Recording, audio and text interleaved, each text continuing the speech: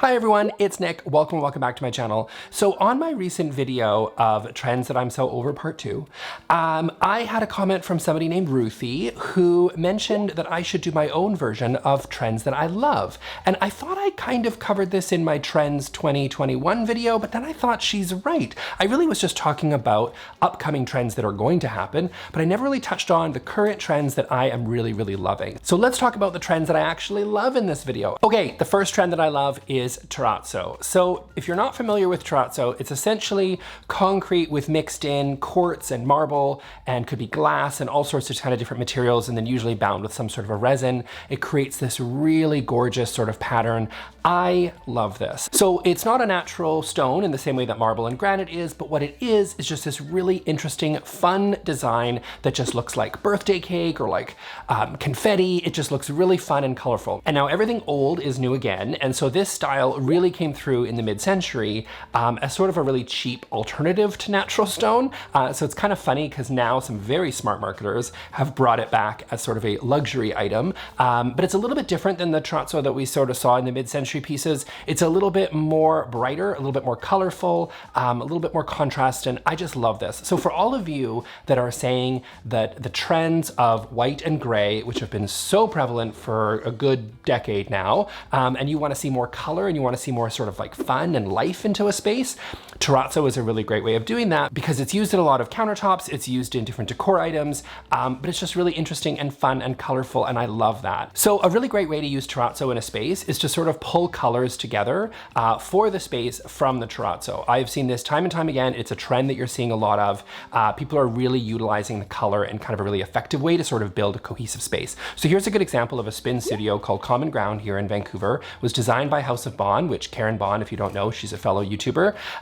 And what I love about this design is that the House of Bond team took the different sort of colors that are in this terrazzo and sort of really used this as the basis of the brand for Common Ground, which I think is so cool. So everything from the paint to sort of the decor pieces, everything really utilizes the color scheme that comes from that terrazzo. So you're really seeing a lot of that, and I just think it's a really fun trend just to add a little bit of color, a little bit of fun, and not sort of moving away from natural stone in any way, but just sort of incorporating a little bit more life and color into a space, and I just think that's super fun. So that is a trend that I am loving. Okay, second trend that I am loving is just this movement towards warm neutrals. So there has been, as I mentioned, for the last little while, that a lot of the neutrals have been trending towards sort of really cooler whites or into the grays. And a lot of people love that, and that's great. That's like your moody, sophisticated spaces. If you want something just really cool and really sophisticated, then that can be a really great option. But a lot of people, I think especially with the pandemic, spending more time at home, have really realized that they don't want to live in sort of a museum vibe. They're looking for something really warm and cozy. And so I really love this kind of tone-on-tone look. I do think it runs the risk of looking a little bit tired eventually, but that's the thing with trends, right? Everything comes and goes,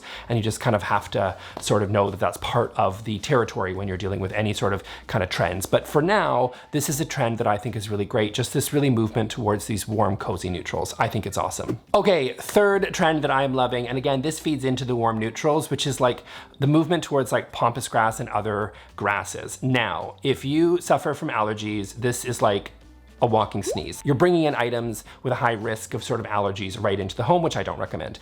And this, again, runs the risk of being a little bit overdone, but that's just because things are overdone sometimes. It's like, just because, you know, people will call you basic, but like, who cares? Just if you enjoy it, then you put it in your home. Who cares what anybody else thinks? But I think these pampas grasses are really beautiful. I also think it's a way of adding life into a space, sort of, without necessarily having to do a lot of greenery. Now, if you've seen my video on timeless design, you know I'm a really big fan of bringing plants and trees into the home. I think it just adds a lot of life, just brings oxygen into a space, and just really feels really natural. And I overall love that. But some of you have pointed out, and many other people will agree, that there are a lot of maintenance involved with plants. So some people end up just killing every plant that comes into their home. I'm getting better at caring for plants, to be honest, but I totally understand how some people just kill every plant that comes into their space. And so this is a way, looking at things like pampas grass or eucalyptus that are low to no maintenance.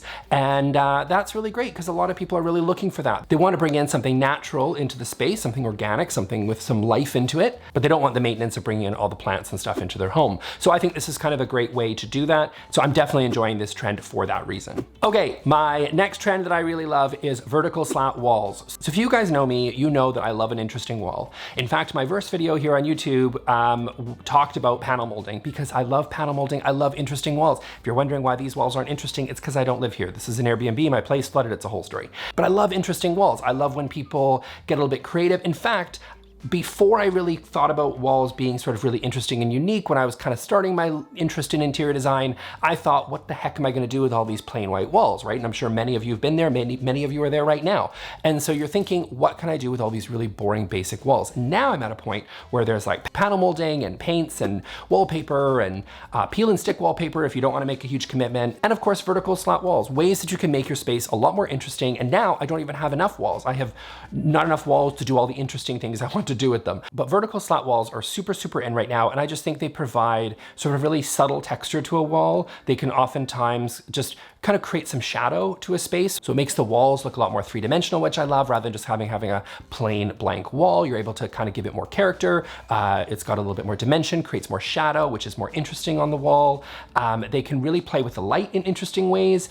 They can break up a space, but still, if you want to go for like a transparent where you can sort of see through the vertical slat walls, that's super cool because then you're sort of creating some privacy because, you know, we all have open concepts, but I think what we've seen with this pandemic is sometimes you want your own space. And so you're a way to sort of break up a wall while still providing some transparency through it. So it makes both spaces feel really open, but you're still getting some privacy. I just love these walls. I think they're super fun and I love seeing the creative ways that people are using them. So definitely a trend that I'm enjoying because I love a funky wall no matter how you slice it, but this particular wall I just think is really cool. Okay, the last trend I'm loving is sort of just embracing imperfection. So if you saw my Japandi video, you'll know that wabi-sabi is just a really big part of Japanese design.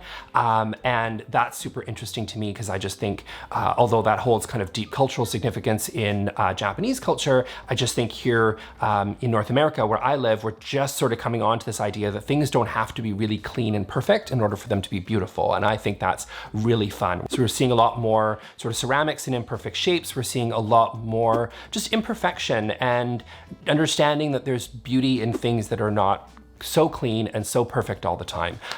So things that are maybe chipped, things that have maybe been broken and put back together, I think that's really gorgeous. And I love that I see this trend coming more and more. I think it's just a lot more of a healthier attitude towards how design should be done and how life should be, that sometimes things aren't perfect. And I just love that we're seeing that sort of incorporated more into design, sort of embracing that imperfection.